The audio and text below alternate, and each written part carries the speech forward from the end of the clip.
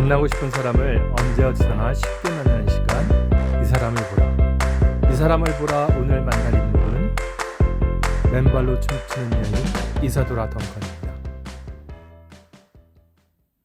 19세기 세기말을 넘어 20세기로 들어서면서 인류는 그 이전 시기에는 상상할 수도 없었던 많은 변화를 겪었습니다. 정치, 경제적인 분야뿐만 아니라 예술과 문화 분야에 이르기까지 인류는 스스로 쌓아올린 것을 허물기도 하고 때로는 완전히 변형시키기도 했습니다. 오늘날에야 자고 나면 세상이 어디로 갈지 모르는 시대지만 19세기 이전 세상은 비교적 완만히 흘러가며 앞날을 예측할 수도 있었습니다. 그러던 것이 19세기 말을 거쳐 20세기가 시작되자 모든 것이 달라졌습니다.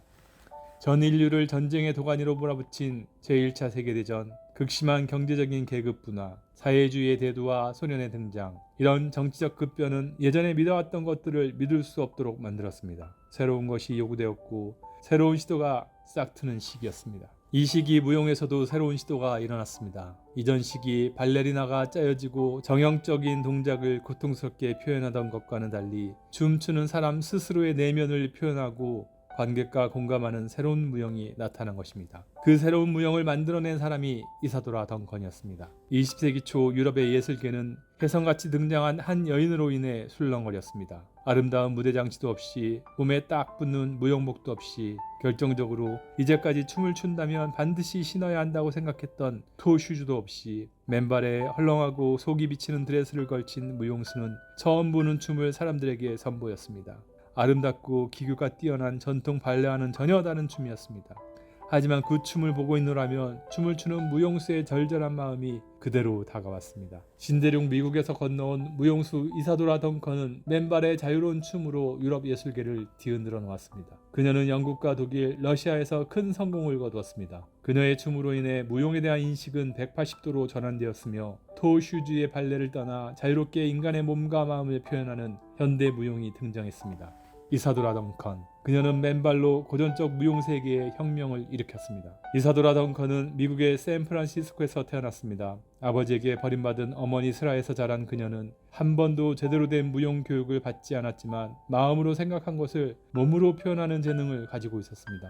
그녀는 10살이 되기 전에 동네 아이들을 모아놓고 마음속의 생각과 느낌을 몸으로 표현하는 법을 가르쳤습니다. 15살이 되자 시카고로 간 이사도라 덩컨은 프로 무용수가 되고 싶었지만 아무도 그녀의 춤을 이해하지 못했습니다. 그녀는 이때 처음이자 마지막으로 먹고 살기 위해 술집에서 캉캉과 비슷한 것을 추면서 돈을 벌었습니다. 돈벌이는 괜찮았지만 이사도라 덩컨은 일주일 만에 그만두었습니다. 그것은 춤이 아니라고 생각했기 때문이었습니다. 그 후 뉴욕으로 건너간 이사도라 덩컨은 2년간을 더 삼류 무용수로 보냅니다. 아무도 그녀의 춤을 제대로 바라봐주지 않았습니다. 그러나 이사도라 덩컨은 좌절하지 않았습니다. 그녀는 20세기를 1년 앞둔 1899년 가축 수송선을 타고 유럽으로 건너갔습니다. 편협한 청교도 사상에 사로잡혀 이사도라 덩컨의 춤을 이해하지 못했던 미국과는 달리 세련되고 폭이 넓은 유럽의 예술계는 그녀의 춤을 단번에 받아들였습니다. 많은 예술가들이 그녀의 춤을 보고 감명받았으며 찬사를 보냅니다. 이사도라 덩컨의 성공은 독일과 러시아에서 눈부셨습니다. 특히 정통 발레의 본고장이었던 러시아에 이사도라 덩컨이 던진 충격은 대단했습니다. 새로운 무용에 대한 전폭적인 관심으로 이사도라 덩컨은 무용학교를 세울 수 있었습니다. 그리고 고대 그리스의 자유로운 사상과 영혼에 깊이 감명받은 그녀는 그것을 춤으로 표현하기 위해 그리스에서 자신의 춤을 더욱 발전시키기도 했습니다. 열정적인 무용가였던 만큼 이사도라 덩컨의 사랑도 열정적이었습니다. 그러나 아버지에게 버림받은 어머니를 보며 자란 그녀는 결혼 제도를 믿지 않았습니다.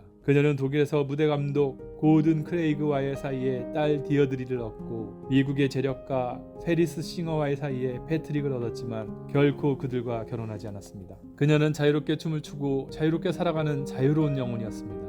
자신이 추고 싶은 춤을 추며 두 자녀를 둔 어머니의 행복을 느끼던 그녀에게 닥친 첫 번째 불행은 너무나 끔찍한 것이었습니다. 보모와 함께 나들이 갔던 아이들을 차 사고로 모두 잃은 것입니다. 이사도라 덩컨에게 이제 남은 것은 춤밖에 없었습니다. 그녀는 미친 사람처럼 춤을 추며 전 유럽을 돌아다녔습니다. 그러나 자유롭고 강인했던 그녀는 춤을 통해 시리로부터 점차 빠져나올 수 있었습니다. 제1차 세계대전이 일어나고 독일이 프랑스를 침공하자 이사도라 덩컨은 파리에서 새빨간 튜닉을 입고 마르세이에즈 공연을 무대에 올립니다. 그녀는 이 공연 마지막에 시민이여 무기를 이라고 외치며 전쟁에서 밀리고 있던 프랑스인들의 용기를 북돋우었습니다. 1922년 러시아를 다시 방문한 이사도라는 그곳에서 17살 연하의 천재 시인 세르게이 에세닌을 만나 전격적으로 결혼합니다. 그러나 결혼은 오래가지 못했습니다. 그녀의 재능과 사랑을 질투한 에세닌이 자신의 감정을 이기지 못해 자살한 것입니다. 인생에 닥친 모든 고통을 춤으로 극복하며 살아가던